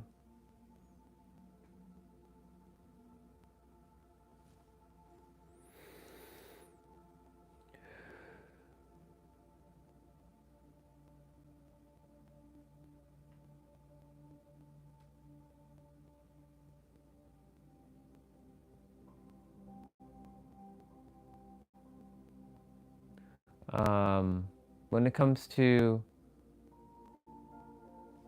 the evening streams, because Dead by Daylight, there's nothing right now. I don't feel called to play anything. So it's like taking like a week off until like there's an update. Unless like it keeps it fresh if I don't play every day, because if I play every day, it gets boring, especially if there's nothing going on in the game. So I believe that, again, I'll take another night off from streaming and I'll watch more solo leveling, which I enjoyed that actually. It really does have a similar vibe. I started the live talking about solo leveling, and kind of going back full circle now. He had apparently a second awakening, which is similar to what I feel like I'm currently in. I had a second awakening, not just the first. I do believe and feel and know that there are more than one awakening, because it's unlocking another layer. But I feel like I've had a second awakening on the precipice of a third awakening.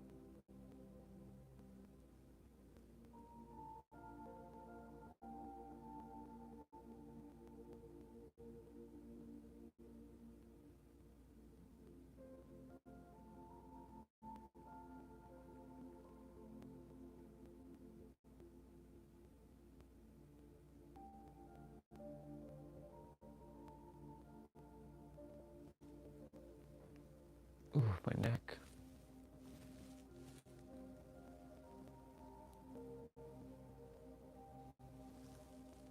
I'm gonna do some neck circles right now. My neck is a little stiff at the moment.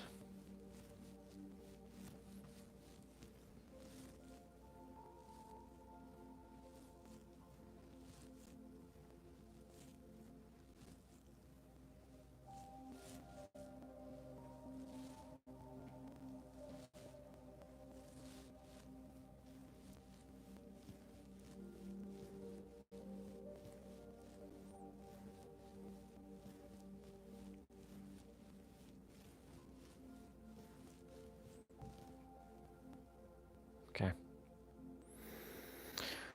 Body, are you ready? Or do you require a few more minutes?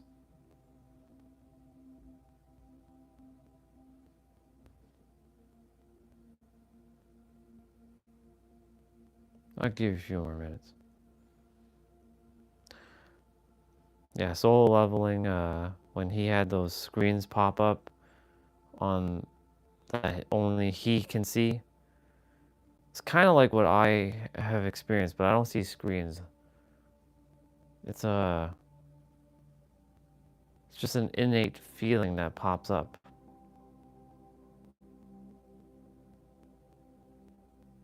So it's like I'm leveling up all my stat points every day. It's funny though, because it's like every day, what am I leveling up? I'm leveling up my intelligence stat. I'm leveling up my physical stat.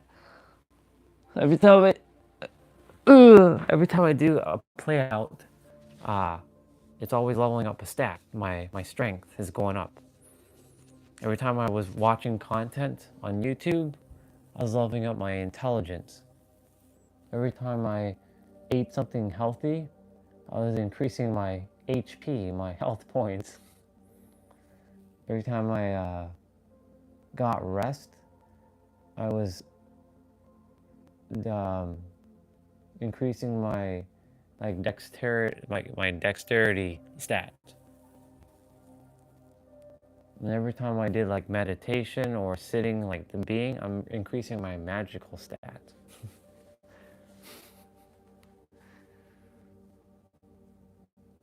Life really is a video game. Truly, it is. If you really think about it, this is a video game. What you do, you're leveling up your stats of your character, because this is just a character. This is a character. Your player is your higher self. And because I've played a lot of RPGs in my time, in fact, RPGs are my favorite genre next to fighting games. Most fighting games now have an RPG element where you can level up your characters. So theoretically, RPGs is my favorite genre of game. RPG, fighting, and action. And then of course there's action RPGs, which are my favorite now. But in RPG, which stands for role-playing game, for those of you who are not versed in the gaming world, you have your character, or characters plural, and you are leveling up your characters with stats. So after every time they have a battle, they get some experience, and that experience levels them up to another level. And that level, some games, you can distribute when you get your level, you get one skill point, and then you can put that towards one of your stats. You can put that to your health, so you have more vitality. You can put that towards your strength, so you have more physical strength. You can put that to more intelligence, like your wisdom. You can put that more towards your beingness, which is more magical. That's your intuitiveness. You can put that towards your stamina, which you could either go for a run, a walk. You can it can also be for when you're sleeping, because your sleep is definitely for your stamina. Rest is important. Every time you're like eating, that's like your health, like your HP again. And other games, they give you stats for all things, like maybe in certain battles or throughout the experiences that you gain for your characters. You battled a specific thing, or you did a specific thing, so you get more of that experience than the others. They just give you like 1 or 2 points, um, based on like what you did. So like in a game called Final Fantasy IX, my favorite Final Fantasy game of all time, and my favorite game of practically of all of history. That is my favorite game, bar none, next to Mario 3.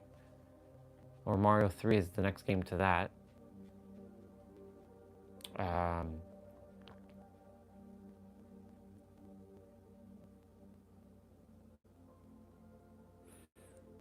the main hero, Zidane, or Zidane, which I don't call him Zidane, that doesn't sound good. Zidane, it sounds better. Um, when he's like fighting, he's known as a thief, so he has speed on his, like, he gets more speed stats than most of the other characters.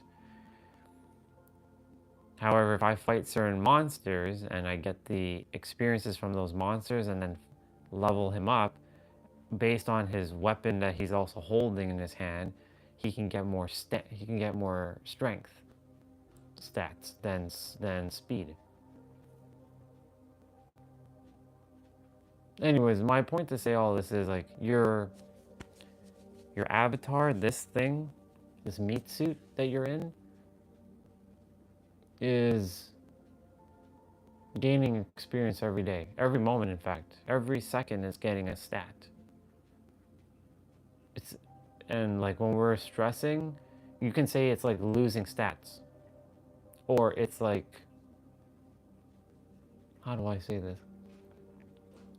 It's like every second that you don't do something, or every second that you're in fear, your character is getting weaker.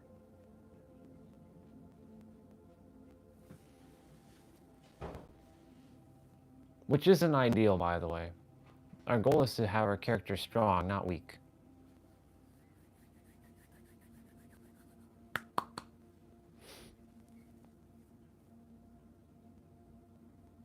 Yeah, use video game as a principle for life. This is just a game, literally. This is all a game. Me about to go do my play out is a game. That's going to increase my strength stat, and a little bit of my stamina too.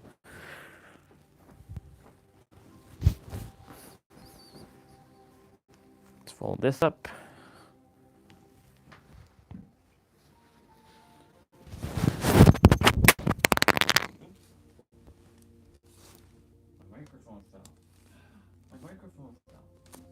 I was like, what? My microphone fell. That's the first time the magnet came off like that.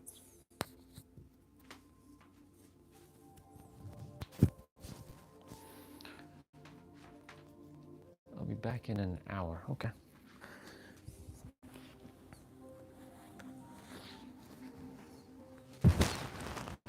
Okay, let's attempt this again.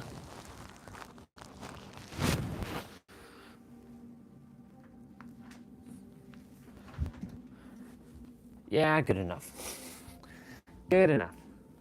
Good enough. I'll switch the camera around to this other side.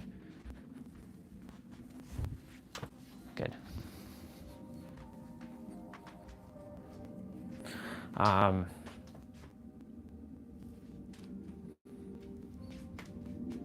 yeah, the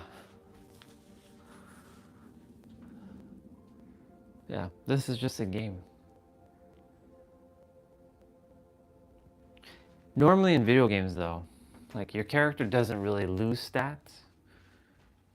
It it doesn't lose stats. It just, you can say if a character just gets how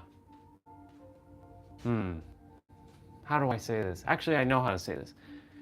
So I've explained the principle of like going from level 1 to level 100 by using a cheat code. So like if you were to like level up your character from level 1 to level 100, right? And you literally put in a cheat code that got you to straight to level 100, you're missing a lot of experience. In fact, you're missing all the experience. So a character who levels from level 1 to level 100 organically, meaning they go through all the trials and tribulations of life and they gain all kinds of experiences. That character will be so much stronger at level 100 than the character that just got the cheat code, going from 1 to 100, jumping from 0 to 100 or whatever it is. Because that character from 0 to 100 has not gone through any experiences and they just got the cheat code. So it's the same principle that applies in life, where if you just jump levels without experiencing things, you will not have the depth or the wisdom. Even though the wisdom is actually inside of you, you will not be able to know how to use that wisdom in the way it's meant to be used, if that makes sense. Damn, this is why video games is so it goes hand in hand with spirituality.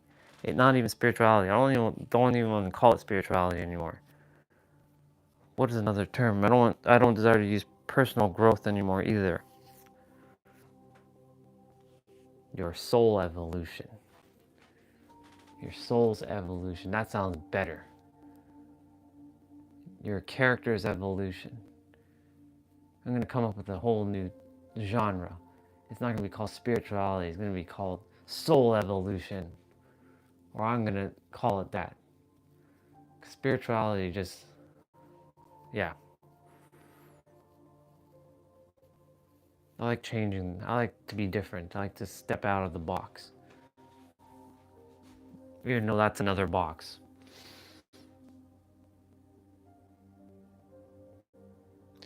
Yep. Video games are very prevalent in your soul's evolution.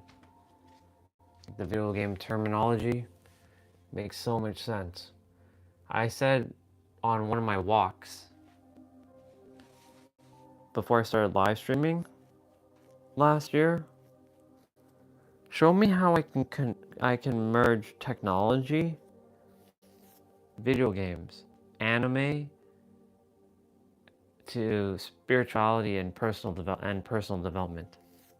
How can I use my love for video games, anime, even working out? Sorry, I forgot to put fitness. Fitness, anime, video games, and technology. How can I merge these four things into, or weave them into, spirituality, soul evolution, personal development, personal growth, personal evolution? That's another way of saying that. How would I do that? I feel like I found the bridge, and you all get to see it unfold. Okay, definitely brighten up the screen there.